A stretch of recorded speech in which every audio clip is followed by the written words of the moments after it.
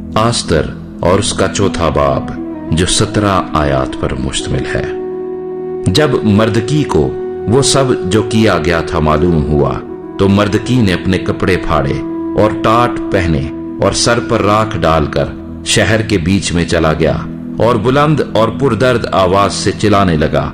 और वो बादशाह के फाटक के सामने भी आया, क्योंकि टाट पहने कोई बादशाह के फाटक के अंदर जाने ना पाता था।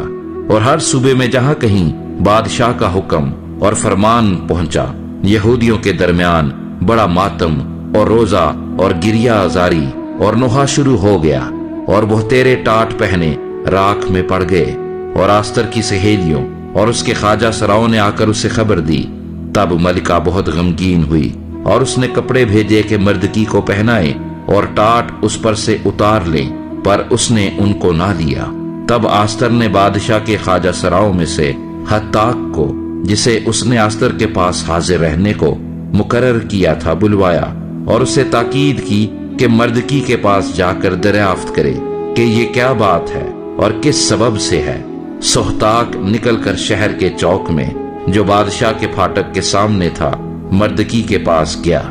तब मर्दकी ने अपनी पूरी सरगुज़िश्त और रुपए की वो ठीक रकम उसे बताई जिसे हामान ने यहूदियों को हलाक करने के लिए बादशाह के खजानों में दाखिल करने का वादा किया था।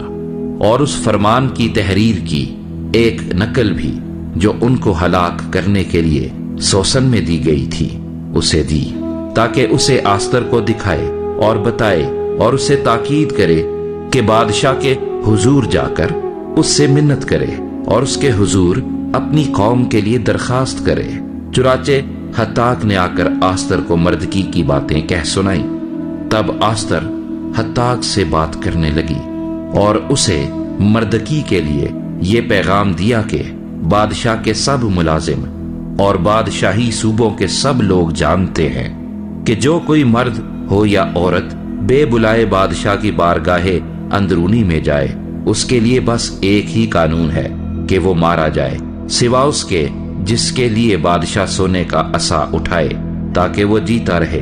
लेकिन 30 दिन हुए कि मैं बादशाह के हुजूर नहीं बुलाई गई। उन्होंने मर्दकी से आस्तर की बातें कहीं।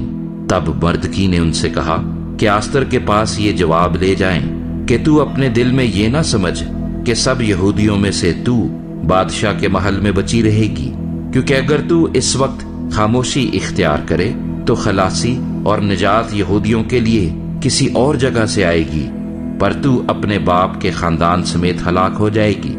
और क्या जाने कि तू ऐसे ही वक्त के लिए सल्तनत को पहुंची है।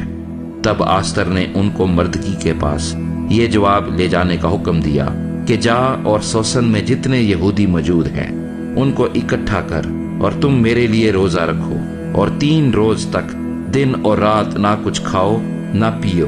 मैं भी और मेरी सहेलियां इसी तरह से रोजा रखेंगी और ऐसे ही मैं बादशाह के हुजूर जाऊंगी जो आईन के खिलाफ है, और अगर मैं हलाक हुई तो हलाक हुई। चुनाचे मर्दकी रवाना हुआ और आस्तर के हुक्म के मुताबिक सब कुछ किया।